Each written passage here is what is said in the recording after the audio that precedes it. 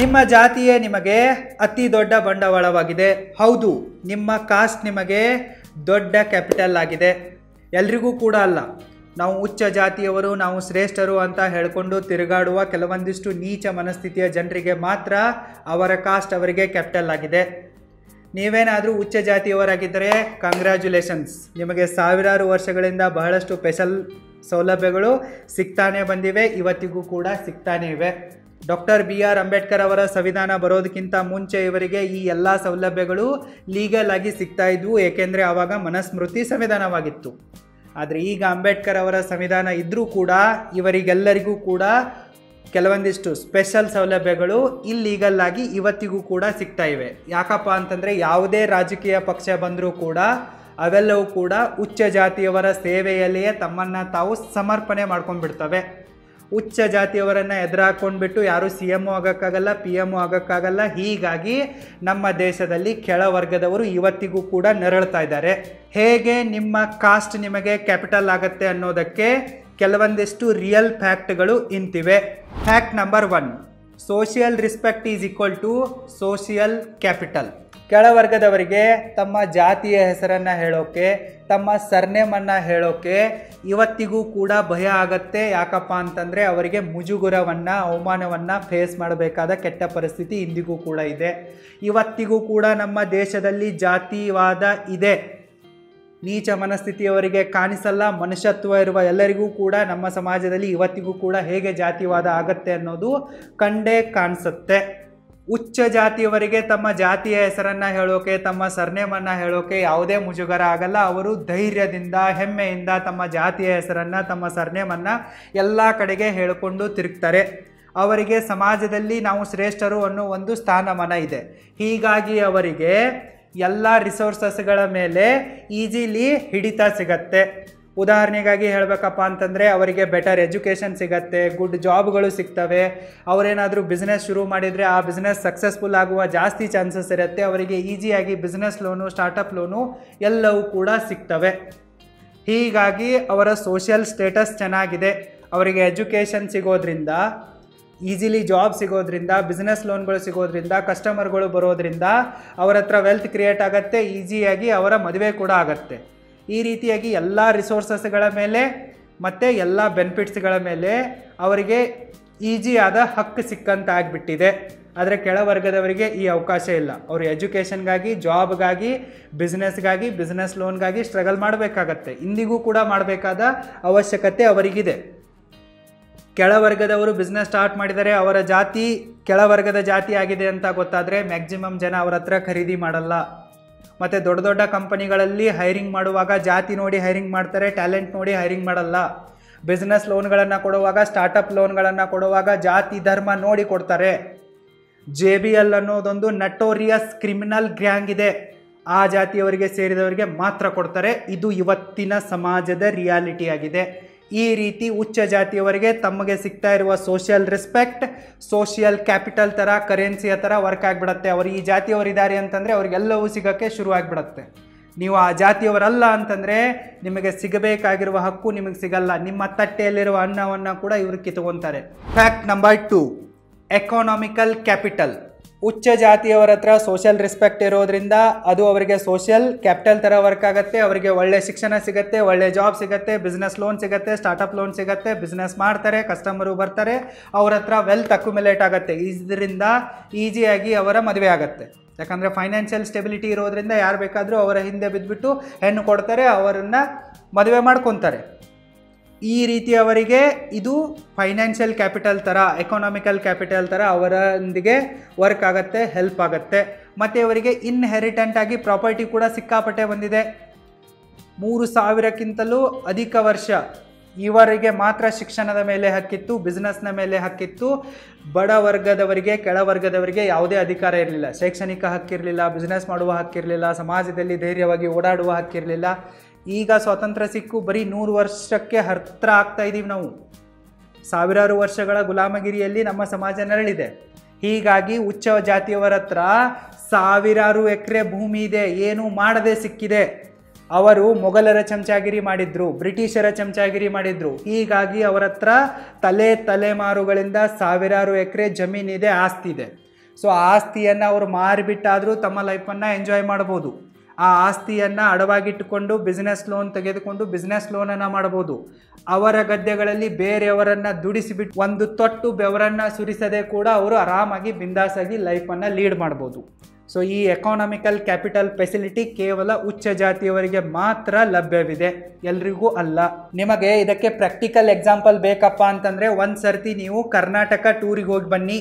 ಪ್ರತಿ ಜಿಲ್ಲಾ ಕೇಂದ್ರಗಳಲ್ಲಿ ದೊಡ್ಡ ಹಾಸ್ಪಿಟಲ್ ಯಾರ್ದಿದೆ ಅಂತ ನೋಡಿ, ದೊಡ್ಡ ಕಾಲೇಜ್ ಯಾವ ಜಾತಿಯವರದ್ದಿದೆ ಅಂತ ನೋಡಿ, ದೊಡ್ಡ ದೊಡ್ಡ ಕಂಪನಿಗಳು, ಫ್ಯಾಕ್ಟ್ರಿಗಳು, ಸ್ಟಾರ್ಟಪ್ಗಳು ಯಾವ ಜಾತಿಯ ಜನರದ್ದಿದೆ ಅಂತ ನೋಡಿ. ಬೆಳಗಾವಿಯಲ್ಲಿ ಹೋಗಿ ಯಾವ ಜಾತಿಯವರದ್ದಿದೆ ಅಂತ ನೋಡಿ, ಬಿಜಾಪುರಕ್ಕೆ ಹೋಗಿ ಯಾವ ಜಾತಿಯವರದ್ದಿದೆ ಅಂತ ನೋಡಿ, ಬಾಗಲಕೋಟ್ಗೆ ಹೋಗಿ, ಯಾದಗಿರಿಗೆ ಹೋಗಿ, ಬೀದರ್ಗೆ ಹೋಗಿ, ಈ ರೀತಿ ಕರ್ನಾಟಕ ಪೂರ್ತಿ ಒಂದು ಟೂರ್ ಹೋಗಿ ಬನ್ನಿ. ನಿಮಗೆ JBL ನಟೋರಿಯಸ್ ಗ್ಯಾಂಗ್ನ ಈ ಎಲ್ಲ ಸಂಸ್ಥೆಗಳು ಸಿಗ್ತವೆ, ಬೇರೆ ಯಾರ್ದು ಕೂಡ ಸಿಗಲ್ಲ. Fact number 3, cultural capital. ಯಾವುದೇ ಒಂದು ರಾಜ್ಯದ ಇಲ್ಲವೇ ಪ್ರದೇಶದ ಭಾಷೆ ಇರಬಹುದು, ಸಂಸ್ಕೃತಿ ಇರಬಹುದು, ಮತ್ತು ಅಲ್ಲಿನ ಪರಂಪರೆಗಳಿರಬಹುದು, ಸಂಪ್ರದಾಯಗಳಿರಬಹುದು, ಧರ್ಮ ಇರಬಹುದು, ಭಕ್ತಿಯ ಕೇಂದ್ರಗಳಿರ್ಬೋದು, ದೇವಸ್ಥಾನಗಳಿರ್ಬೋದು, ಮಠಗಳಿರ್ಬೋದು, ಇವೆಲ್ಲವೂ ಕೂಡ ಡೈರೆಕ್ಟಾಗಿ ಮತ್ತು ಇಂಡೈರೆಕ್ಟಾಗಿ ರಾಜ್ಯದ ಆಡಳಿತದ ಮೇಲೆ ನೇರ ಪ್ರಭಾವವನ್ನು ಬೀರ್ತವೆ.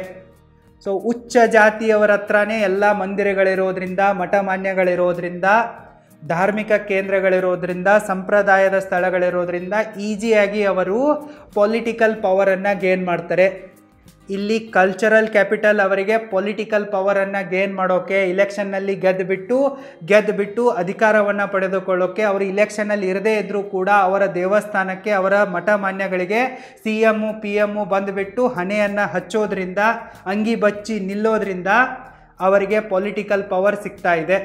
ಸೊ ಈ ಪೊಲಿಟಿಕಲ್ ಪವರನ್ನು ಬಳಕೆ ಮಾಡ್ಕೊಂಡ್ಬಿಟ್ಟು ಅವ್ರು ಏನು ಬೇಕಾದರೂ ಮಾಡ್ತಾರೆ. ಅವರಿಗೆ ಬಿಸ್ನೆಸ್ ಲೋನ್ ಬೇಕಾ ತಗೋ, ಸ್ಟಾರ್ಟಪ್ ಲೋನ್ ಬೇಕಾ ತಗೋ, ಒಳ್ಳೆ ಕಾಲೇಜ್ನಲ್ಲಿ ಕಡಿಮೆ ಮಾರ್ಕ್ಸ್ ಇದ್ದರೂ ಕೂಡ ಕಡಿಮೆ ಡೊನೇಷನ್ನಲ್ಲಿ ಜಾಬ್ ಸಿಗಬೇಕಾ ತಗೋ, ಏನು ಬೇಕೋ ತಗೋ. ಪೊಲಿಟಿಕಲ್ ಪವರ್ ಬಂತಪ್ಪ ಅಂತಂದರೆ A to Z ಫೆಸಿಲಿಟಿಗಳು ಅವರ ಕೈಗೇನೆ ಹೋದಂತೆ. ಕಲ್ಚರಲ್ ಕ್ಯಾಪಿಟಲ್ ಅವರಿಗೆ ಪೊಲಿಟಿಕಲ್ ಪವರ್ ಆಗಿ ವರ್ಕ್ ಆಗುತ್ತೆ. Fact number 4, legal protection and legal capital.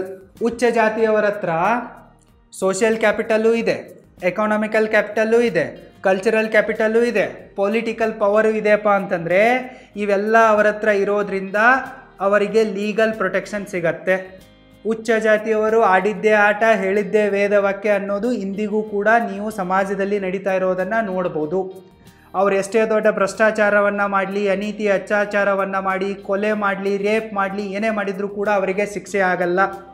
ಉಚ್ಚ ಜಾತಿಯವರು ದುಷ್ಟ ರೇಪಿಸ್ಟರಾಗಿ ಎಲ್ಲ ಹಲ್ಕ ಕೆಲಸಗಳನ್ನ ಮಾಡಿದರೂ ಕೂಡ ಈಸಿಯಾಗಿ ಬಚಾವಾಗಿ ತಲೆ ಎತ್ಕೊಂಡು ಮೆರಿತಾರೆ. ಆದರೆ ಕೆಳವರ್ಗದವರು ಯಾವುದೇ ತಪ್ಪನ್ನು ಮಾಡದೇ ಇದ್ದರೂ ಕೂಡ ಇವತ್ತಿಗೂ ಕೂಡ ಜೈಲಲ್ಲಿ ಕೊಳಿತಾ ಇದ್ದಾರೆ. ಅವರ ಕೇಸ್ನ ಹೀರಿಂಗೇ ಬರಲ್ಲ. ನಾವು ಕೆಲವೊಂದಿಷ್ಟು ಪ್ರಭಾವಿ ವ್ಯಕ್ತಿಗಳ ಮೇಲೆ, ಉಚ್ಚ ಜಾತಿಯವರ ಮೇಲೆ ಕಂಪ್ಲೇಂಟ್ ಹಾಕಕ್ಕೆ ಹೋದರೂ ಕೂಡ ಪೊಲೀಸ್ ಸ್ಟೇಷನಲ್ಲಿ ಕಂಪ್ಲೇಂಟನ್ನು ತೆಗೆದುಕೊಳ್ಳಲ್ಲ. ಬಡ ಹೆಣ್ಮಕ್ಳ ರೇಪ್ ಆಯಿತು, ಮರ್ಡರ್ ಆಯಿತು ಅಂತಂದರೆ ಅಲ್ಲಿ ಪೊಲೀಸ್ನವರು ಸರಿಯಾಗಿ ಇನ್ವೆಸ್ಟಿಗೇಷನ್ ಮಾಡಲ್ಲ. ಪೊಲೀಸ್ನವರೇ ಎಲ್ಲ ಸಾಕ್ಷಿಗಳನ್ನು ಸರ್ವನಾಶ ಮಾಡ್ತಾರೆ. ಕೋರ್ಟಿಗೆ ಹೋದರೂ ಕೂಡ ಜಡ್ಜ್ ಕೂಡ ಕೆಳವರ್ಗದವರನ್ನು ನೀವೇ ಅಪರಾಧಿಗಳು ಅನ್ನೋ ಥರ ನೋಡ್ತಾರೆ, ನಾವೇ ಸುಳ್ಳು ಹೇಳ್ತಾ ಇದ್ದೀವಿ ಅನ್ನೋ ಥರ ನೋಡ್ತಾರೆ. ಆದರೆ ಉಚ್ಚ ಜಾತಿಯವರನ್ನು ಅವರು ಡೌಟ್ಫುಲ್ ಆಗಿ ನೋಡಲ್ಲ, ಯಾಕಂದರೆ ಅವರು ಕೂಡ ಅವರೇ ಆಗಿರ್ತಾರೆ. ಉಚ್ಚ ಜಾತಿಯವರ ಹತ್ರ ಎಲ್ಲನೂ ಇರೋದ್ರಿಂದ CM PM ಕೂಡ ಎಲ್ಲ ಅವರ ತಾಳಕ್ಕೆ ತಕ್ಕಂತೆ ಕುಣಿಯವರೇ, ಅವರ ಜಾತಿಯವರೇ MLAಗಳು, ಅವರ ಜಾತಿಯವರೇ MP ಗಳು, SP DC ಕೂಡ ಎಲ್ಲ ಅವರವರೇ. ಸೊ ಎಲ್ಲ ಅವ್ರದ್ದೇ ಗ್ಯಾಂಗ್ ಇರುವಾಗ ಅವ್ರು ಆಡಿದ್ದೇ ಆಟ ಆಗತ್ತೆ, ಹೇಳಿದ್ದೇ ವೇದವಾಕ್ಯ ಆಗತ್ತೆ. ಇಲ್ಲಿ ಬಡವರಿಗೆ, ಕೆಳವರ್ಗದವರಿಗೆ ನ್ಯಾಯ ಸಿಗಲ್ಲ. ಮೇಲ್ವರ್ಗದವರು ಎಲ್ಲ ಅನ್ಯಾಯಗಳನ್ನು ಮಾಡ್ತಾ ಹೋಗ್ತಾರೆ. ಕೆಳವರ್ಗದವರು ಸಹಿಸೋದು ಬಿಟ್ಟರೆ, ಪುಕ್ಸಟ್ಟೆ ಸಾಯೋದು ಬಿಟ್ಟರೆ ಅವರ ಹತ್ರ ಬೇರೆ ಯಾವುದೇ ಆಪ್ಷನ್ ಉಳಿಯಲ್ಲ. ನಿಮಗೆ ಉದಾಹರಣೆಗಳನ್ನು ಹೇಳುವ ಕೇಳಿ. ಎಕ್ಸಾಂಪಲ್ ನಂಬರ್ 1, ನಾನು ಕಾಲೇಜ್ನಲ್ಲಿದ್ದಾಗ BSc ಓದ್ತಾ ಇರುವಾಗ ನಾನು ಥಿಯರಿ ಮಾರ್ಕ್ಸ್ಗಳಲ್ಲಿ ಚೆನ್ನಾಗಿ ಸ್ಕೋರ್ ಮಾಡ್ತಾ ಇದ್ದೆ. ನನಗೆ ಎಲ್ಲ ಕಾನ್ಸೆಪ್ಟ್ಗಳು ಕೂಡ ಈಸಿಯಾಗಿ ಅರ್ಥ ಆಗ್ತಾಯಿದ್ವು. ನಾನು ಚೆನ್ನಾಗಿ ಸ್ಟಡಿ ಮಾಡಿ ಚೆನ್ನಾಗಿ ಬರಿತಾ ಇದ್ದೆ. ಥಿಯರಿಯಲ್ಲಿ ನನಗೆ ಮ್ಯಾಕ್ಸಿಮಮ್ ಮಾರ್ಕ್ಸ್ಗಳು ಬರ್ತಾಯಿದ್ವು, ಔಟ್ ಆಫ್ ಔಟ್ ಆಗ್ತಾಯಿತ್ತು. ಆದರೆ ನನಗೆ ಪ್ರಾಕ್ಟಿಕಲ್ ಮಾರ್ಕ್ಸ್ಗಳಲ್ಲಿ ಬೇಕಂತಲೇ ಕಟ್ ಮಾಡ್ತಾಯಿದ್ರು. ಯಾಕಪ್ಪ ಅಂತಂದರೆ ನನ್ನದೊಂದು ಕನ್ಫ್ಯೂಸಿಂಗ್ ಆದಂಥ ಒಂದು ಸ್ಟೇಟಸ್ ಬಿಲ್ಡ್ ಆಗಿತ್ತು. ನಾನು ಯಾವ ಜಾತಿಗೆ ಸೇರ್ತೀನಿ, ಯಾವ ಧರ್ಮಕ್ಕೆ ಸೇರ್ತೀನಿ ಅನ್ನೋದನ್ನು ನಾನು ರಿವೀಲೇ ಮಾಡಿರಲಿಲ್ಲ. ಯಾಕಪ್ಪ ಅಂತಂದರೆ ನಾನು ಅಡ್ಮಿಷನ್ ಮಾಡುವಾಗ ನನ್ನ ಇನ್ಕಮ್ಮು, ಕಾಸ್ಟ್ ಸರ್ಟಿಫಿಕೇಟನ್ನು ಸಬ್ಮಿಟ್ ಮಾಡಿರಲಿಲ್ಲ. ಹೀಗಾಗಿ ನನ್ನ ಮೇಲೆ ಎಲ್ರಿಗೂ ಕೂಡ ಡೌಟ್ ಇತ್ತು. ನನ್ನ ಸರ್ನೇಮನ್ನು ನೋಡಿಬಿಟ್ಟು ಕೆಲವೊಂದಿಷ್ಟು ಜನ ಇವನು ಬ್ರಾಹ್ಮಣ ಇರಬಹುದು, ಇನ್ನು ಕೆಲವೊಂದಿಷ್ಟು ಜನ ಇವನು ಮರಾಠ ಇರಬಹುದು, ಇನ್ನು ಕೆಲವೊಂದಿಷ್ಟು ಜನ ಇವನು ಲಿಂಗಾಯತ ಇರಬಹುದು, ಇನ್ನು ಕೆಲವೊಂದಿಷ್ಟು ಜನ ಇವನು ಸರ್ನೇಮನ್ನು ಹೇಳ್ತಾ ಇಲ್ಲ ಅಂತಂದರೆ SC/ST ಇರಬಹುದು ಅಂತೆಲ್ಲ ಮಾತಾಡ್ಕೊಂಡು ಬಿಟ್ಟಿದ್ರು.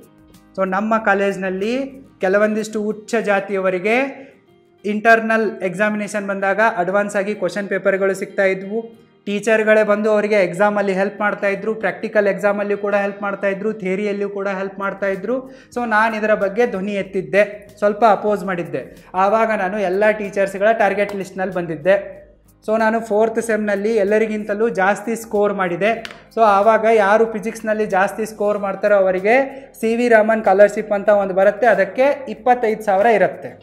ಸೊ ನನಗೆ ಸಿಗಬೇಕಾದ ಸ್ಕಾಲರ್ಶಿಪ್ ಅಮೌಂಟನ್ನು ಓರ್ವ ವಿನೋದ್ ಬೀರ್ಬಾರ್ ಅನ್ನೋನಿಗೆ ಕೊಡ್ತಾರೆ. ಯಾಕಪ್ಪ ಅಂತಂದರೆ ಸಂಸ್ಥೆ ಆ ಜಾತಿಯವರದ್ದಾಗಿರುತ್ತೆ ಅನ್ನೋ ಒಂದೇ ಕಾರಣಕ್ಕೆ. ಸೊ ನಾನು ಕೇಳಿದಾಗ, ಇದರ ವಿರುದ್ಧವಾಗಿ ಪ್ರತಿಭಟಿಸಿದಾಗ ಟೀಚರ್ಸ್ಗಳೇ ನನ್ನನ್ನು ಹೆದರಿಸ್ತಾರೆ, ಬೆದರಿಸ್ತಾರೆ, ನನ್ನ ಮೇಲೆ ಹಲ್ಲೆ ಮಾಡ್ತಾರೆ. YSME ಅನ್ನೋ ಓರ್ವ ಪ್ರೊಫೆಸರ್ ಇರ್ತಾರೆ ಮತ್ತು ಸುರೇಶ್ ಶಿವಳ್ಳಿ ಅನ್ನೋ ಓರ್ವ ಪ್ರೊಫೆಸರ್ ಇರ್ತಾರೆ. ಇವರಿಬ್ಬರೂ ಕೂಡ ನನ್ನೊಂದಿಗೆ ಮಿಸ್ಬಿಹೇವ್ ಮಾಡ್ತಾರೆ. ನಾನು ಇದನ್ನು ಪ್ರತಿಭಟಿಸ್ತೀನಿ. ಯಾಕಪ್ಪ ಅಂತಂದರೆ ನಾನು ಅವಾಗ ನ್ಯೂಸ್ ಪೇಪರಲ್ಲಿ ಕೆಲಸ ಮಾಡ್ತಾ ಇರ್ತೀನಿ. ಸೊ ಇದನ್ನು ನಮ್ಮ ಎಡಿಟರು ಪಬ್ಲಿಷ್ ಮಾಡೋಕ್ಕೆ ಮುಂದಾಗಲ್ಲ. ನಾನು ಪೊಲೀಸ್ ಪ್ರೊಟೆಕ್ಷನ್ ತೊಗೊಳಕ್ಕೆ ಹೋದರೂ ಕೂಡ ಅವರು ಕೇರ್ ಮಾಡಲ್ಲ. ದೊಡ್ಡವರಿದ್ದಾರಪ್ಪ, MP ಇದ್ದಾರೆ, ರಾಜ್ಯಸಭಾ ಸದಸ್ಯರಿದ್ದಾರೆ, ಓನರು, ನೀನು ಇಗ್ನೋರ್ ಮಾಡು, ನೀನು ಇನ್ನೊಂದು 1 ವರ್ಷ ಆದರೆ ಮುಗಿದು ಹೋಗ್ಬಿಡುತ್ತೆ, ಯಾಕೆ ತಲೆ ಕೆಡಿಸ್ಕೊತೀಯ ಅಂತೇಳಿ ನನಗೆ ಸಬೂಬ್ ಹೇಳಿ ಸಮಜಾಯಿಸಿಯನ್ನು ಹೇಳಿ ಕಳಿಸ್ಬಿಡ್ತಾರೆ. ಸೊ ಈ ರೀತಿ ಇದೆ. ನೀವು ನ್ಯಾಯ ಕೇಳ್ತೀನಿ ಅಂತಂದರೆ ಉಚ್ಚ ಜಾತಿಯವರಿಗೆ ನಿಮಗೆ ನ್ಯಾಯ ಸಿಗಲ್ಲ. ಸೊ ಯಾರೂ ಕೂಡ ಆ ಸಂಸ್ಥೆಯ ಹೆಸರನ್ನು ಹೆಮ್ಮೆಯಿಂದ ಇವತ್ತಿಗೂ ಕೂಡ ತೆಗೆದುಕೊಳ್ಳಲ್ಲ. ಉಚ್ಚ ಜಾತಿಯವರು, ಅವರ ಜಾತಿಯವರು ಕೂಡ ಆ ಸಂಸ್ಥೆಯ ಹೆಸರನ್ನು ಹೆಮ್ಮೆಯಿಂದ ತೆಗೆದುಕೊಳ್ಳಲ್ಲ, ಬೇರೆಯವರು ಕೂಡ ತೆಗೆದುಕೊಳ್ಳಲ್ಲ. ಯಾಕಪ್ಪ ಅಂತಂದರೆ ಅಲ್ಲಿ ನಿಮ್ಗೆ ಅಡ್ಮಿಷನ್ ಸಿಗಬೇಕಂದ್ರೂ ಡೊನೇಷನ್ಸ್ ಕೊಡಬೇಕು. ನೀವಲ್ಲಿ ಟೀಚರ್ ಆಗಿ ವರ್ಕ್ ಮಾಡಬೇಕಪ್ಪ ಅಂತಂದರೆ, ನಿಮ್ಮದಲ್ಲಿ ಪರ್ಮನೆಂಟ್ ಆಗಬೇಕಪ್ಪ ಅಂತಂದರೆ 2-3 ಕೋಟಿಯನ್ನು ಮಿನಿಮಮ್ ಆದರೂ ಕೊಡಬೇಕು. ಸೊ ಅದರ ಹೆಸರು ಹೇಳೋ ಅವಶ್ಯಕತೆ ಇಲ್ಲ, ಎಲ್ರಿಗೂ ಗೊತ್ತಿದೆ ಅದು. ಕಚಡ ಲಪ್ಪಂಗರ ಒಂದು ದರಿದ್ರ ಕರಪ್ಟೆಡ್ ಎಜುಕೇಷನ್ ಸೊಸೈಟಿ ಅನ್ನೋದು ಹೇಳೋದೇ ಅವಶ್ಯಕತೆ ಇಲ್ಲ. ಸಮಾಜದಲ್ಲಿ ಜನ ಹಾಗೆ ಮಾತಾಡ್ತಾರೆ, ಅದಕ್ಕೆ ಒಳ್ಳೆಯ ಹೆಸರೇ ಇಲ್ಲ. ಸೊ ನಮಗೆ ಗೊತ್ತಿರಲ್ಲ, ಹೋಗಿ ತಗಲಾಕೊಂಡು ಬಿಡ್ತೀವಿ. ಯಾವಾಗ ನಾನು ಸ್ಟಾರ್ಟಪ್ ಮಾಡಿದ್ನೋ, ಲೋನಿಗಾಗಿ ಅಪ್ಲೈ ಮಾಡಿದ್ನೋ, ನಾನು 5-6 ಲಕ್ಷ ಟ್ಯಾಕ್ಸ್ ಕಟ್ಟಿದ್ರು ಕೂಡ ನಮಗೆ 5 ಲಕ್ಷದ ಲೋನ್ ಕೊಡೋಲ್ಲ. ಸೊ ಕೇಳಿದರೆ ಅದಾಯಿತು ಇದಾಯಿತು. ಸೊ ಯಾರಾದರೂ JBL ಕಮ್ಯುನಿಟಿಯಿಂದ ಬಿಸ್ನೆಸ್ಸನ್ನು, ಸ್ಟಾರ್ಟಪ್ಪನ್ನು ರಿಜಿಸ್ಟ್ರೇಷನ್ ಮಾಡಿದರೆ 15 ದಿನಗಳ ಒಳಗೆ ಅವರಿಗೆ ಕೋಟ್ಯಾಂತರ ಲೋನನ್ನು ಕರೆದು ಕೊಡ್ತಾರೆ. ಸೊ ನಾವು ಅವ್ರ ಹತ್ರ ಕೇಳಕ್ಕೆ ಹೋದರೆ ಪ್ರೊಜೆಕ್ಟ್ ರಿಪೋರ್ಟು ಎಲ್ಲ ಡಾಕ್ಯುಮೆಂಟ್ಸ್ಗಳನ್ನ ತೊಗೊಂಡೋಗಿ ಸಬ್ಮಿಟ್ ಮಾಡಿದರೆ ನೀವು 3 ವರ್ಷದ ITR ತೊಗೊಂಬನ್ನಿ ಅಂತಾರೆ. ಅಂದರೆ ಉಚ್ಚ ಜಾತಿಯವರಿಗೊಂದು ನ್ಯಾಯ, ಮತ್ತು ನಾವು ಕಾಸ್ಟ್ ಸರ್ಟಿಫಿಕೇಟ್ ಹಚ್ಚದೇ ಇದ್ದರೆ ನಾವು ಉಚ್ಚ ಜಾತಿಯವರಾಗಿದ್ದರೂ ಕೂಡ ಇನ್ನೊಂದು ನ್ಯಾಯ ಆಗಿಬಿಡುತ್ತೆ. ಸೊ ನಮಗೆ ಹಿಂಗಾಗತ್ತಪ್ಪ ಅಂತಂದರೆ ಕೆಳವರ್ಗದವರ ಪರಿಸ್ಥಿತಿ ಎಷ್ಟು ಕೆಟ್ಟ ಮಟ್ಟದಿದೆ ಅಂತೇಳಿ ನೀವು ಅರ್ಥ ಮಾಡ್ಕೊಳ್ಳಿ. ಸೊ ನಾವು ಇದರ ವಿರುದ್ಧವಾಗಿ CMಗೆ PMಗೆ ಲೆಟ್ರ್ ಬರೆದ್ರೆ, ಕಂಪ್ಲೇಂಟನ್ನು ಕೊಟ್ಟರೆ ನಮ್ಮ ಮೇಲೇ ಪೊಲೀಸರ ಕಡೆಯಿಂದ ಅಟ್ಯಾಕ್ ಮಾಡಿಸ್ತಾರೆ, ಹಲ್ಲೆ ಮಾಡಿಸ್ತಾರೆ, ಸಂಘಟನೆಯವರು ಬರ್ತಾರೆ. ಸೊ ಇದನ್ನೆಲ್ಲವನ್ನು ನಾವು ನ್ಯಾಯ ಕೇಳಿದರೆ ಇಷ್ಟೆಲ್ಲ ದೌರ್ಜನ್ಯವನ್ನು ಅನುಭವಿಸಬೇಕಾಗತ್ತೆ. ನಮ್ಮ ರಾಜ್ಯದಲ್ಲಿ JB ಅನ್ನೋ ಒಂದು ನಟೋರಿಯಸ್ ಭ್ರಷ್ಟ ದುಷ್ಟ ರೆಪಿಸ್ಟ ಕ್ರಿಮಿನಲ್ ಗ್ಯಾಂಗ್ ವರ್ಕ್ ಆಗ್ತಾ ಇದೆ. ಸೊ ಎಲ್ಲವೂ ಕೂಡ ಅದರ ಹತ್ರನೇ ಇದೆ. ರಾಜಕೀಯ ಅದೇ ಕಂಟ್ರೋಲ್ ಮಾಡುತ್ತೆ, ಹಾಸ್ಪಿಟಲ್ಗಳ ಚೈನನ್ನು ಅದೇ ಕಂಟ್ರೋಲ್ ಮಾಡುತ್ತೆ, ಶಾಲಾ ಕಾಲೇಜುಗಳ ಚೈನನ್ನು ಅದೇ ಕಂಟ್ರೋಲ್ ಮಾಡುತ್ತೆ, ಸ್ಟಾರ್ಟಪ್ಗಳನ್ನು ಕೂಡ ಅದೇ ಕಂಟ್ರೋಲ್ ಮಾಡುತ್ತೆ. ಎಲ್ಲ ಸ್ಟಾರ್ಟಪ್ ಲೋನ್ ಅವರಿಗೆ, ಅವರೇನು ಬೆವರು ಸುರಿಸಿ ಸಂಪಾದನೆ ಮಾಡಿಲ್ಲ. ಸೊ ಎಲ್ಲವೂ ಕೂಡ ಗೋರ್ಮೆಂಟ್ನಿಂದಲೇ ಜಮೀನು, ಗೋರ್ಮೆಂಟ್ನಿಂದಲೇ ಫೆಸಿಲಿಟಿ, ಗೋರ್ಮೆಂಟ್ನಿಂದಲೇ ಸಿಕ್ಕ ಅಧಿಕಾರ, ಜನರ ಟ್ಯಾಕ್ಸ್ ದುಡ್ಡು, ಇದರಲ್ಲೇ ಇಷ್ಟೆಲ್ಲ ಅನ್ಯಾಯವನ್ನು ಅತ್ಯಾಚಾರವನ್ನು ಮಾಡ್ತಾ ತಿರುಗತ್ತೆ. ಸೊ ಈ ರೀತಿ ಆಗತ್ತೆ. ನೀವು ಉಚ್ಚ ಜಾತಿಯವರ ವಿರುದ್ಧವಾಗಿ ಮಾತಾಡಿದರೆ, ನಿಮಗೆ ಅನ್ಯಾಯ ಆದಾಗ ನ್ಯಾಯ ಕೇಳಕ್ಕೆ ಹೋದರೆ ನೀವು ಮರ್ಡರ್ ಆಗ್ತೀರಾ, ನಿಮಗೆ ನ್ಯಾಯ ಸಿಗೋದೇ ಇಲ್ಲ. ಬರೀ ಒಂದು ಕೇಸ್ ಅಂತಲ್ಲ, ಇಂಥ ಸಾವಿರಾರು ಕೇಸ್ಗಳಿವೆ. ನೀವು ಸೌಜನ್ಯ ಕೇಸನ್ನು ಸ್ಟಡಿ ಮಾಡಿದರೂ ಕೂಡ ಇದಕ್ಕಿಂತಲೂ ಹೆಚ್ಚಿನ ವಿಚಾರಗಳು ನಿಮಗೆ ಈಸಿಯಾಗಿ ಅರ್ಥ ಆಗ್ತವೆ. ಎಕ್ಸಾಂಪಲ್ ನಂಬರ್ 2, ನಾನು ದರ್ಶನ್ ಅವರ ಕೇಸ್ ಬಂದಾಗ ಒಂದು ವಿಡಿಯೋವನ್ನು ಮಾಡಿದ್ದೆ. ಕರ್ನಾಟಕ ಇಂಡಸ್ಟ್ರಿಯಲ್ಲಿ ಜಾತಿಯನ್ನು ಹೇಳದೆ ತಮ್ಮ ಟ್ಯಾಲೆಂಟ್ ಮೇಲೆ ಬೆಳೆದಿರೋದು ಯಾರಾದರೂ ಇದ್ದರೆ ದಟ್ ಈಸ್ ದರ್ಶನ್ ಓನ್ಲಿ ಅಂಥೇಳಿ ಒಂದು ವಿಡಿಯೋವನ್ನು ಮಾಡಿದ್ದೆ. ಆದರೆ ಅದರಲ್ಲಿ ನಾನು ದರ್ಶನ್ ಅವರು ಲೀಗಲ್ ವೇನಲ್ಲಿ ಹೋಗಿದ್ರೆ ಚೆನ್ನಾಗಿರ್ತಿತ್ತು, ಏನು ಮಾಡಿದ್ದಾರೆ ಅನ್ನೋದು ಗೊತ್ತಿಲ್ಲ, ಮೀಡಿಯಾದವ್ರು ಹಾಕೊಂಡು ರೂಪ್ತಾ ಇದ್ದಾರೆ, ರೆಪ್ಯುಟೇಷನ್ ಕೆಟ್ಟೋಗಿದೆ, ಸೊ ಸ್ವಲ್ಪ ತಾಳ್ಬೇಕಾಗಿತ್ತು, ತಾಳ್ಮೆನ ವಹಿಸಬೇಕಾಗಿತ್ತು, ಈ ಥರದ ಫ್ರೆಂಡ್ಸ್ಗಳನ್ನು ಅವಾಯ್ಡ್ ಮಾಡಬೇಕಾಗಿತ್ತು ಅಂಥೇಳಿ ಒಂದು ಸಣ್ಣ ವಿಡಿಯೋ ಮಾಡಿದ್ದೆ. ಸೊ ಆ ವಿಡಿಯೋವನ್ನು ನೋಡಿದ ನಂತರ ಬಹಳಷ್ಟು ಜನ ನನಗೆ ಕಮೆಂಟ್ ಬಾಕ್ಸ್ನಲ್ಲಿ ಈ ನಂಬರಿಗೆ ಕಾಂಟ್ಯಾಕ್ಟ್ ಮಾಡಿ, ಈ ಇಮೇಲಿಗೆ ಕಾಂಟ್ಯಾಕ್ಟ್ ಮಾಡಿ, ಹಾಗೆ ಹೀಗೆ ಅಂತೆಲ್ಲ ಮಾಡಿದರು. ಸೊ ನಾನು ಅದಕ್ಕೆ ಇರಲಿ, ಏನೋ ಎಮರ್ಜೆನ್ಸಿ ಇರ್ಬೋದು ಅಂಥೇಳಿ ಒಂದಕ್ಕೆ ಕಾಂಟ್ಯಾಕ್ಟ್ ಮಾಡಿದ್ದೆ. ಆವಾಗ ಅವರು ನನಗೇನು ಹೇಳಿದ್ರಪ್ಪ ಅಂತಂದರೆ, Darshan is the right. So Karnataka ರಾಜ್ಯದಲ್ಲಿ ಬಡ ಹೆಣ್ಮಕ್ಕಳ ಅತ್ಯಾಚಾರ ಆಗಿ 10, 12 ವರ್ಷ 15 ವರ್ಷ ಆದರೂ ಕೂಡ ಇಲ್ಲಿವರೆಗೂ ನ್ಯಾಯ ಸಿಕ್ಕಿಲ್ಲ, ಎಲ್ಲ ಸಾಕ್ಷ್ಯಗಳನ್ನ ಸರ್ವನಾಶ ಮಾಡಿದ್ದಾರೆ. ಸೊ ಹೀಗಿರುವಾಗ ಹೆಣ್ಮಕ್ಕಳ ರಕ್ಷಣೆಗಾಗಿ ಹೆಣ್ಮಕ್ಕಳನ್ನು ಯಾರೋ ಚುಡಾಯಿಸಿದ ಅಂಥೇಳಿ ದರ್ಶನ್ ಕೊಲೆ ಮಾಡಿದಾರೋ ಇಲ್ವೋ ಗೊತ್ತಿಲ್ಲ, ಮಾಡಿಸಿದಾರೋ ಇಲ್ವೋ ಗೊತ್ತಿಲ್ಲ. ಒಂದು ವೇಳೆ ಅವ್ರು ಮಾಡಿಸಿದ್ರು ಕೂಡ ಹೀ ಈಸ್ ರೈಟ್ ಅಂತ ವ್ಯಕ್ತಿ ನನ್ನೊಂದಿಗೆ ವಾದ ಮಾಡೋಕ್ಕೆ ಶುರು ಮಾಡಿದ್ರು. ನಾನಂತ ಇದ್ದೆ ಕಾನೂನಿದೆ, ಕೋರ್ಟ್ ಇದೆ, ಕಚೇರಿ ಇದೆ, ಹೋಗಿ ಸಾಕ್ಷ್ಯಾಧಾರ ಕೊಡಿ ನ್ಯಾಯ ಸಿಗತ್ತೆ ಅಂತೇಳಿ. ಬಟ್ ಆ ವ್ಯಕ್ತಿ ನನ್ನನ್ನು ಅವ್ರ ಊರಿಗೆ ಕರ್ಕೊಂಡು ಹೋಗ್ತಾರೆ. ಆ ಊರು ಕರ್ನಾಟಕ ಮಹಾರಾಷ್ಟ್ರ ಗಡಿಯಲ್ಲಿದೆ. ಆ ಊರಲ್ಲಿ 18,500 ಜನಸಂಖ್ಯೆ ಇದೆ. ಆ ಊರಲ್ಲಿರುವ ಕೇವಲ 4 ಮನೆತನದವರು ಏನು ಮಾಡಿಬಿಟ್ಟಿದ್ದಾರಪ್ಪ ಅಂತಂದರೆ, ಆ ಊರಲ್ಲಿರುವ ಎಲ್ಲ ಬಡಬಗ್ಗರ ಜಮೀನುಗಳನ್ನು, ಪ್ಲಾಟ್ಗಳನ್ನು ಕಸ್ಕೊಂಡ್ಬಿಟ್ಟು ಹೊಡಿ ಬಡಿ ಮಾಡಿ, ಕೊಡದೇ ಇದ್ದರೆ ಅವರನ್ನು ಮರ್ಡರ್ ಮಾಡಿ, ಅವರ ಹೆಣ್ಮಕ್ಳ ಮೇಲೆ ಅತ್ಯಾಚಾರ ಮಾಡಿ 400 ಎಕರೆ ಜಮೀನನ್ನು ಸಂಪಾದನೆ ಮಾಡಿಬಿಟ್ಟಿದ್ದಾರೆ. ಈ ಕೇಸು ಕೋರ್ಟಿಗೆ ಹೋಗಿದೆ. ಕೋರ್ಟಲ್ಲೂ ಕೂಡ ವಿಚಾರಣೆಗೆ ಬರಲ್ಲ, ಡೇಟ್ ಮೇಲೆ ಡೇಟ್ ಕೊಡ್ತಾರೆ. ಈ ರೀತಿ 10-15 ವರ್ಷಗಳಿಂದ ನಡೀತಾ ಇದೆ. ಸೊ 10-15 ವರ್ಷಗಳಿಂದ ಕೇಸ್ ನಡೀತಾ ಇದೆ. ಊರಲ್ಲಿರುವ ಎಲ್ಲ ಸರ್ಕಾರಿ ಆಸ್ತಿ ಪಾಸ್ತಿಗಳು ಕೂಡ ಇವರು ಬುಡಕ್ಕೆ ಹೋಗಿಬಿಟ್ಟಿವೆ, ಮತ್ತು ಖಾಸಗಿಯವರ ಆಸ್ತಿ ಪಾಸ್ತಿಗಳು ಕೂಡ ಬುಡಕ್ಕೆ ಹೋಗಿಬಿಟ್ಟಿವೆ. ಇವರ ಒಂದು ಈ ಅನೀತಿ, ಅನ್ಯಾಯ, ಅತ್ಯಾಚಾರಕ್ಕೆ ಆ ಊರಲ್ಲಿರುವ ಎಲ್ಲ ಬಡ ಬ್ರಾಹ್ಮಣರು ಓಡೋಗ್ಬಿಟ್ಟಿದ್ದಾರೆ. ಆ ಊರಲ್ಲಿ ಒಂದೂ ಕೂಡ ಬ್ರಾಹ್ಮಣರ ಮನೆ ಇಲ್ಲ. ಈ ಕೇಸ್ನ ಬಗ್ಗೆ ಯಾರೂ ಮಾತಾಡಬಾರ್ದು ಅಂಥೇಳಿ ಕೋರ್ಟ್ನಿಂದ ಇಂಜೆಕ್ಷನ್ ಆರ್ಡರನ್ನು ತಂದುಬಿಟ್ಟಿದ್ದಾರೆ. ಎಲ್ಲೂ ಕೂಡ ಇದು ಪ್ರಸಾರ ಆಗಲ್ಲ, ಬರಲ್ಲ. ಆ ಊರಿನ ಜನ ಏನು ಮಾಡಿಬಿಟ್ಟಿದ್ದಾರಪ್ಪ ಅಂತಂದರೆ, ಅವರ ಸರ್ನೇಮನ್ನು ತೊಗೊಂಡ್ಬಿಟ್ರೆ, ಅವರ ಜಾತಿಯ ಹೆಸರನ್ನು ಹೇಳಿಬಿಟ್ರೆ ಕೋರ್ಟ್ ನೋಟಿಸ್ ಕೊಡ್ತಾರೆ ಅಂತ ಹೇಳಿಬಿಟ್ಟು ಅವರಿಗೆ, ಅವರು ಉಚ್ಚ ಜಾತಿಯವರಿದ್ದರೂ ಕೂಡ ಅವರಿಗೆ ಲಪ್ಪಂಗರು ಅನ್ನೋ ಒಂದು ಟ್ಯಾಗ್ ನೇಮನ್ನು ಕೊಟ್ಟಿದ್ದಾರೆ, ನಿಕ್ ನೇಮನ್ನು ಕೊಟ್ಟಿದ್ದಾರೆ. ಲಪ್ಪಂಗರು ಮತ್ತು ಮಕ್ಕಳು ಅಂತನ ಕರೀತಾರೆ ಅವರಿಗೆ. ಇಡೀ ಊರಲ್ಲಿ ನೀವು ಹೋಗಿ ಎಲ್ಲೇ ಕೇಳಿದ್ರು ಕೂಡ ಇಲ್ಲಿ ನಂದು ಜಮೀನಿತ್ತು, 4 ಎಕರೆ ಇತ್ತು, ಇಲ್ಲಿ ನಂದು 2 ಪ್ಲಾಟ್ ಇತ್ತು, ಲಪಂಗರು ಮಕ್ಕಳು ಕಸಗೊಂಡ್ರು ಅಂತೇಳಿ ಬಳಕೆ ಪದ ಮಾಡ್ತಾರೆ. ಇವತ್ತಿಗೂ ಕೂಡ ಇದು ರಿಯಾಲಿಟಿ ಇದೆ. ಸೊ ಅವರಿಗೆ ಕೊಡಿಸೋದು ಹೆಂಗೆ ನ್ಯಾಯ? ಸಾಧ್ಯನೇ ಇಲ್ಲ. ಸೊ CM PM ಅವರ ಮಠಗಳಿಗೆ ಹೋಗಿ ಕಾಲು ಬೀಳ್ತಾರೆ, ಅವ್ರ ಮಂದಿರಗಳಿಗೆ ಹೋಗ್ತಾರೆ, ಬಟ್ಟೆ ಬಿಚ್ಚಿ ನಿಲ್ತಾರೆ. ಸೊ ಎಲ್ಲ ಅಧಿಕಾರಿಗಳು ಅವ್ರ ಜಾತಿಯವರೇ. ಆ ಬಡ ಜನರಿಗೆ ವಕೀಲರನ್ನು ಅಪಾಯಿಂಟ್ಮೆಂಟ್ ಮಾಡುವಷ್ಟು ಆರ್ಥಿಕ ಶಕ್ತಿ ಇಲ್ಲ, ಕಲ್ತವ್ರಿಲ್ಲ ಅವ್ರ ಮನೆಯಲ್ಲಿ. ಸೊ ಈ ರೀತಿಯಾದ ಒಂದು ಕೆಟ್ಟ ಪರಿಸ್ಥಿತಿ ಇದೆ. ಅದನ್ನು ಕೇಳಿದ ನಂತರ ನಾನು ಕೂಡ ಒಪ್ಕೊಂಡ್ಬಿಟ್ಟೆ, ದರ್ಶನ್ ಈಸ್ ದ ರೈಟ್. ಅವರು ಹೇಳ್ತಾ ಇದ್ರು, ಸೌಜನ್ಯ ಕೇಸನ್ನು ದರ್ಶನಿಗೆ ಕೊಡಿ, ದರ್ಶನ್ ಆ್ಯಂಡ್ ಟೀಮಿಗೆ ಕೊಡಿ, ಅವರು ಸರಿಯಾಗಿ ಹ್ಯಾಂಡಲ್ ಮಾಡ್ತಾರೆ ಅಂಥೇಳಿ. ಯಾಕೆ ನಮ್ಮ ಜನ ಈ ರೀತಿ ಎಲ್ಲ ನ್ಯಾಯಾಂಗದಲ್ಲಿ ನಂಬಿಕೆಯನ್ನು ಕಳ್ಕೊಂಡ್ಬಿಟ್ಟಿದ್ದಾರೆ, ಪೊಲೀಸರಲ್ಲಿ ನಂಬಿಕೆಯನ್ನು ಕಳ್ಕೊಂಡ್ಬಿಟ್ಟಿದ್ದಾರೆಪ್ಪ ಅಂತಂದರೆ ಇದೇ ಕಾರಣಕ್ಕೆ. ಸೊ ನಾವು ಬಡವ್ರ ಮೇಲೆ ಬರ್ತೀವಿ, ಕೆಳವರ್ಗದವ್ರ ಮೇಲೆ ಬರ್ತೀವಿ ಅಂತಂದರೆ ಎಜುಕೇಷನ್ನು ಕೂಡ ತಗೊಳಕ್ಕೆ ಬಿಡಲ್ಲ, ಜಾಬ್ ಕೊಡಲ್ಲ, ಬಿಸ್ನೆಸ್ ಲೋನ್ ಕೊಡಲ್ಲ, ಎಲ್ಲದರಲ್ಲೂ ಕೂಡ ತುಳಿತಾರೆ. ಸೊ ಇವ್ರ ಮೇಲೆ ಬಂದು ಏನಾದರೂ ಒಳ್ಳೆ ಕೆಲಸ ಮಾಡ್ತಾರ? ಮಾಡಲ್ಲ. ಈ ರೀತಿಯಾಗಿ ಕಾಸ್ಟ್ ಅನ್ನೋದೇ ಉಚ್ಚ ಜಾತಿಯವರಿಗೆ ಕ್ಯಾಪಿಟಲ್ ಆಗಿ ವರ್ಕ್ ಮಾಡೋದ್ರಿಂದ ನಮ್ಮ ಸಮಾಜದಲ್ಲಿರುವ 90% ಜನ ಇವತ್ತಿಗೂ ಕೂಡ ನರಳ್ತಾ ಇದ್ದಾರೆ. ಇದು ಈ ಸಮಾಜದ ರಿಯಾಲಿಟಿ ಆಗಿದೆ. ಕೇಳೋಕ್ಕೆ ಕೆಟ್ಟದನ್ಸುತ್ತೆ. ಉಚ್ಚ ಜಾತಿಯಲ್ಲಿರುವವರಿಗೆ, ಕೆಲವೊಂದಿಷ್ಟು ಜನರಿಗೆ, ಒಳ್ಳೆಯವರಿಗೆ ಬೇಜಾರಾಗತ್ತೆ, ಆದರೆ ಕೆಟ್ಟವರಿಗೆ ಯಾವುದೇ ಬೇಜಾರಾಗಲ್ಲ. ಅವ್ರು ಒಳ್ಳೆಯವರಿದ್ದರೆ ತಮ್ಮ ಜಾತಿಯನ್ನು ಬಿಡಬೇಕು. ಈ ಕಾಸ್ಟ್ ಕ್ಯಾಪಿಟಲ್ ಅನ್ನೋ ಪದವನ್ನು ಕೂಡ ಏನು ಕೆಳವರ್ಗದವರು ಕಾಯಿನ್ ಮಾಡಿಲ್ಲ. ಇದನ್ನು ಸತೀಶ್ ದೇಶಪಾಂಡೆ ಅನ್ನೋ ಓರ್ವ ಸೋಷಿಯಲಿಸ್ಟ್ ವ್ಯಕ್ತಿ ಇದನ್ನು ಟರ್ನ್ ಮಾಡಿದ್ದಾರೆ. ಈ ಕಾಸ್ಟ್ ಕ್ಯಾಪಿಟಲ್ ಬಗ್ಗೆ ಮಾತಾಡಿದರೆ ಉಚ್ಚ ಜಾತಿಯಲ್ಲಿರುವವರಿಗೆ ಸಿಟ್ಟು ಬರುತ್ತೆ, ನಮ್ಮ ಮೇಲೆ ಹಿಗ್ಗಾಮುಗ್ಗಾ ಬೈಯೋಕ್ಕೆ ಶುರು ಮಾಡ್ತಾರೆ. ನಿಮಗೆ ಅದಿದೆ, ಇದಿದೆ, ಅದು ಕೊಡ್ತೀವಿ, ಇದು ಕೊಡ್ತೀವಿ ಅಂಥೇಳಿ. ಏನು ಧರ್ಮಾರ್ಥಿ ಕೊಡ್ತೀರಾ? ನಾವು ಟ್ಯಾಕ್ಸ್ ತುಂಬಿರ್ತೀವಿ, ಅದಕ್ಕಾಗಿ ಕೊಡ್ತೀರಾ? ನೀವೇನು ನಿಮ್ಮ ಮನೆಯಿಂದ ತಂದು ಕೊಡ್ತೀರಾ? ಇಲ್ಲ ತಾನೇ. ನೀವೇನಾದರೂ ಉಚ್ಚ ಜಾತಿಯವರಾಗಿದ್ದರೆ ನಿಮ್ಮಲ್ಲಿ ಇದನ್ನು ಕೇಳಿಬಿಟ್ಟು ಕೆಟ್ಟದನಿಸ್ತಾ ಇದೆ ಅಂತಂದರೆ ನೀವು ನನ್ನಂತೆ ನಿಮ್ಮ ಕಾಸ್ಟ್ ಸರ್ಟಿಫಿಕೇಟನ್ನು, ನಿಮ್ಮ ಜಾತಿಯನ್ನು ಹೇಳ್ಕೊಳ್ಳೋದನ್ನು ಮೊದಲು ನಿಲ್ಲಿಸಬೇಕು. ಸೊ ನೀವು ಉಚ್ಚ ಜಾತಿಯಲ್ಲಿ ಹುಟ್ಟಿದ್ದೀರಾ ಅಂತಂದರೆ ನೀವು ಅಡ್ವಾಂಟೇಜ್ ಇದೆ, ಅದರಲ್ಲೇನು ತಪ್ಪಿಲ್ಲ.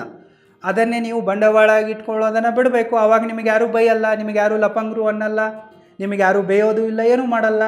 ಸೊ ನೀವು ಈ ಜಾತಿವಾದವನ್ನು ನಿಲ್ಲಿಸಿದ್ರೆ ನಿಮಗೆ ರೆಸ್ಪೆಕ್ಟ್ ಸಿಗುತ್ತೆ. ನೀವು ಜಾತಿವಾದ ಮಾಡ್ತೀರಾ, ಅದಕ್ಕೆ ನಿಮಗೆ ಎಲ್ಲ ಬೇಗುಳುಗಳು ಬರ್ತವೆ. ಇಂಥ ಎಲ್ಲ ಹಲ್ಕಟ್ಗಿರಿಗಳನ್ನು ಬಡವರ್ಗದವರ ಮೇಲೆ, ಕೆಳವರ್ಗದವರ ಮೇಲೆ ಅನೀತಿ, ಅನ್ಯಾಯ, ಅತ್ಯಾಚಾರಗಳನ್ನು ಮಾಡ್ತೀರಾ, ಅದಕ್ಕಾಗಿ ಇಂಥ ಪದಗಳು ಬರ್ತವೆ ನಿಮಗೆ. ಉಚ್ಚ ಜಾತಿಯವರಿಂದ ಕೆಳವರ್ಗದ ಮೇಲೆ ಸಾವಿರಾರು ವರ್ಷಗಳಿಂದ ಅನೀತಿ, ಅನ್ಯಾಯ, ಅತ್ಯಾಚಾರಗಳಾಗಿವೆ, ಈಗಲೂ ಕೂಡ ಆಗ್ತಾ ಇವೆ. ನಾವೆಲ್ಲರೂ ಕೂಡ ಉಚ್ಚ ಜಾತಿಯವರು ಕ್ಷಮೆ ಕೇಳಬೇಕು ಕೆಳವರ್ಗದವರಿಗೆ. ಇದು ಮನುಷ್ಯತ್ವವಾಗಿದೆ. ಈ ಒಂದು ಮೆಸೇಜನ್ನು ಕೊಡುವುದಕ್ಕಾಗಿ ನಾನು ಈ ವಿಡಿಯೋವನ್ನು ಮಾಡ್ತಾ ಇರುವೆ. ನಿಮ್ಮ ಜಾತಿಯ ಅಹಂಕಾರಗಳನ್ನು, ನೀವು ಜಾತಿ ಧರ್ಮಗಳನ್ನು ಇಟ್ಕೊಂಡು ಮಾಡ್ತಾ ಇರುವ ಅನೀತಿ, ಅನ್ಯಾಯ, ಅತ್ಯಾಚಾರಗಳನ್ನು ಬಿಡಿ ಅಂತಲೇ ಹೇಳ್ತಾ ಇರುವೆ. ನಿಮ್ಮ ಜಾತಿಗಳನ್ನು ತ್ಯಾಗ ಮಾಡಿ ಅನ್ನೋದಕ್ಕಾಗಿಯೇ ಈ ವಿಡಿಯೋ ಮಾಡ್ತಾ ಇರುವೆ. ಸೊ ಇದು ಯಾರಿಗೆ ಅರ್ಥ ಆಗಿದೆನೋ ಅವರಿಗೆ ಹ್ಯಾಟ್ಸ್ ಆಫ್. ಯಾರಿಗೆ ಅರ್ಥ ಆಗಿಲ್ವೋ ನೀವು ಸಗಣಿ ತಿನ್ನೋಕ್ಕೆ ಹೋಗಿ, ನೀವು ಮನುಷ್ಯರೇ ಅಲ್ಲ, ನೀವು ಸಮಾಜ ದ್ರೋಹಿಗಳು, ದೇಶದ್ರೋಹಿಗಳು. ಇಷ್ಟನ್ನು ಮಾತ್ರ ನಾನು ಹೇಳಬಲ್ಲೆ. So cost capital is a serious matter. ಇದರ ಮೇಲೆ ಸ್ವಲ್ಪ ಸೀರಿಯಸ್ ಆಗಿ ಯೋಚನೆ ಮಾಡಿ. All the very best. Thank you so much.